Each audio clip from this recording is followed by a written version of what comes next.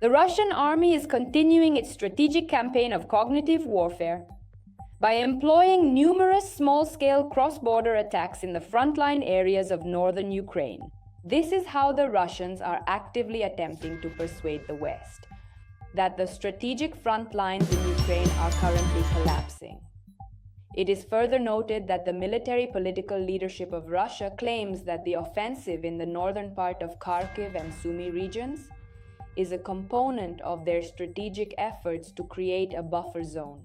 At the same time, analysts from the Institute for the Study of War have found no significant evidence to support Russia's claims of territorial successes in these areas. At the end of December of last year, 2025, the Kremlin launched a campaign of cognitive warfare, using cross-border attacks to seize Grabovsky to the southwest of the city of Sumy, directly on the international border, and an advance into Sotnitsky Kazachok to the northwest of the city of Kharkiv, also directly on the international border, the statement says.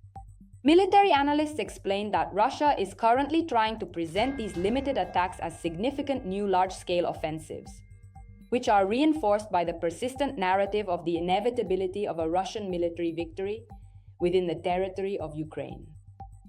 Analysts from the Institute for the Study of War further emphasize that the Russian military forces have still not created the necessary conditions for a major ground offensive in the northern Sumy and Kharkiv regions. According to analysts, these cross-border attacks are not part of any major offensive. In turn, the spokesperson for the State Border Guard Service, Andriy Demchenko, previously reported that Russian troops, unfortunately, continue to control the settlement of Hrabovske in the Sumy region. According to him, the Russians have still not managed to expand the area of hostilities. Ukrainian defenders, including the servicemen of the Armed Forces of Ukraine and the State Border Guard Service, are actively striking the enemy forces to reduce their numbers and prevent them from making any further territorial advances, Andriy Demchenko emphasized.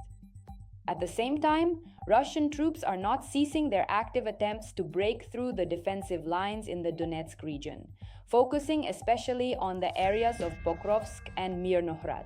This was reported by Ihor Yaremenko, Chief of Staff of the Artillery Reconnaissance Division of a separate artillery brigade of the National Guard of Ukraine, on the air of Kyiv 24. According to him, the enemy carries out assault operations every day and tries to find bypass routes for advancement. For about a month and a half now, Russian occupiers have been conducting active assault operations every day, trying to seize new territories near Pokrovsk and Mirnohrad. The enemy constantly changes tactics and looks for alternative routes to bypass the cities, he emphasized. The serviceman also noted that at this stage, the enemy's plans are becoming apparent to the Ukrainian defenders, so the defense forces continue to steadfastly hold the line. In particular, it is reported that Ukrainian forces are currently concentrating significant resources and military units to prevent the enemy from breaking through directly into densely populated areas.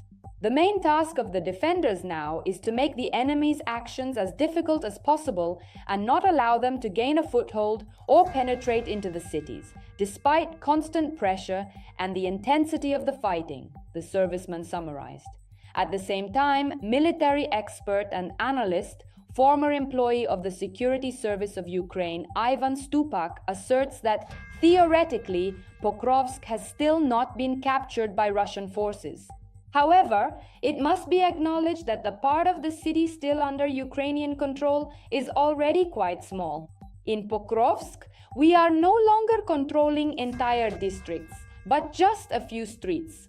However, this still does not allow the Russians to claim that they have completely captured the city of Pokrovsk, Ivan Stupak emphasized.